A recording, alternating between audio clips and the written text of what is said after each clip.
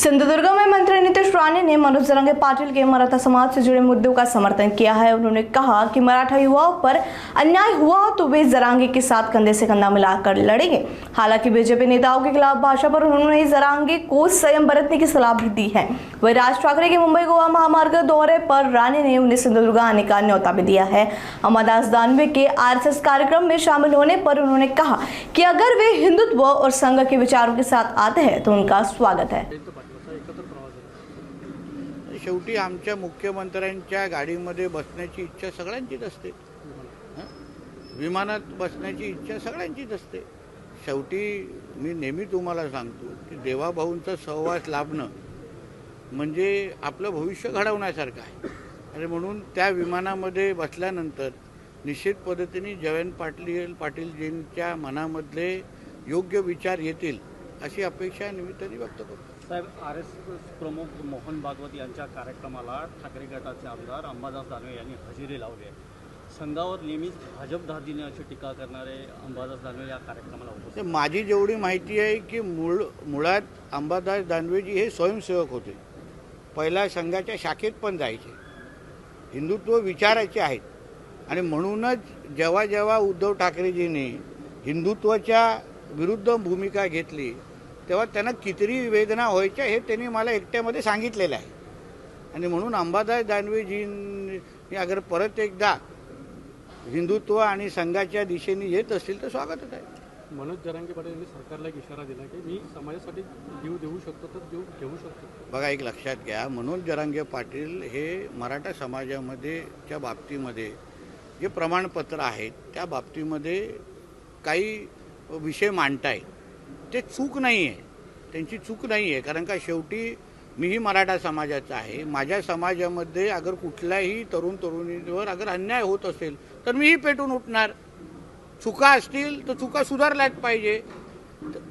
त्या प्रक्रियेमधले कुठल्याही अधिकाऱ्यांनी अगर त्यांच्या चुकांमुळे अगर आमच्या मराठा समाजाच्या मुलामुलींचं अगर नुकसान होत असेल तर मनोज जरांगेजीच्या अगोदर मीच त्या लोकांचा कार्यक्रम करीन, एक लक्षात घ्या।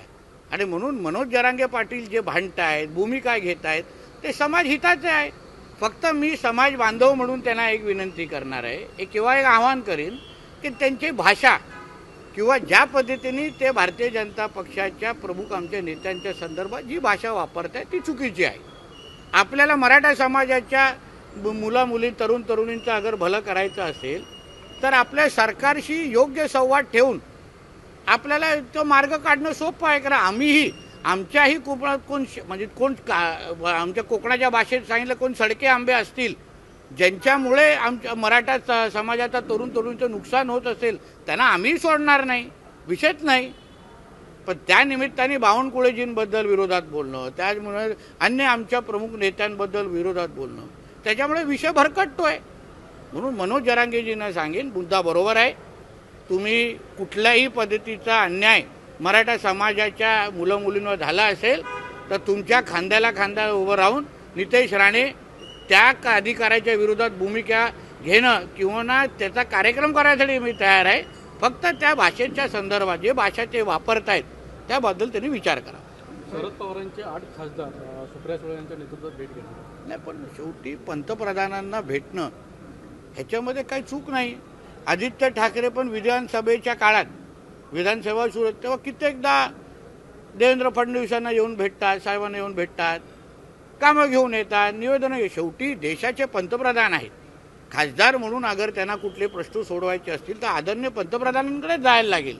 जसं शिवसेनेचे उभाट्याचे लोक सातत्याने, त्याच्यामध्ये शरद पवार साहेबांचे पण आमदार असतात, सातत्याने देवेंद्र फडणवीस साहेबांना भेटतात, मग त्याबद्दल आश्चर्य वाटण्याची गोष्ट काय। राज ठाकरे आणि मुंबई गोवा महामार्गाचा पाहणी दौरा काढला, हो, मग त्याच्यामध्ये आता ते काय पाहणी दौरा काढण्याच्या निमित्ताने त्यांच्या काही सूचना असतील तर त्यांनी आम्हाला द्याव्या। राजसाहेबांना अगर काही कुठे चुकून खड्डे दिसले असतील तर त्यांनी नक्की आम्हाला मार्गदर्शन करावं। शेवटी आम्ही चुका सुधारण्यासाठी तयार आहोत, हरकत नाही अगर ते पाहणी दौरा करत असतील। प्रत्येकाला सूचना देण्याचा अधिकार, मार्गदर्शन करण्याचा अधिकार नक्की आहे। आमच्या सिंधुदुर्गात पण येण्याचा मी त्यांना आमंत्रण देतो, कारण आमच्या इथे कुठेही त्यांना ना खड्डा भेटणार ना काही तक्रार भेटणार। म्हणून इथे या व पाहणी दौरा करण्यामध्ये काय हरकत नाही. काँग्रेसच्या काळात काँग्रेसचं सरकार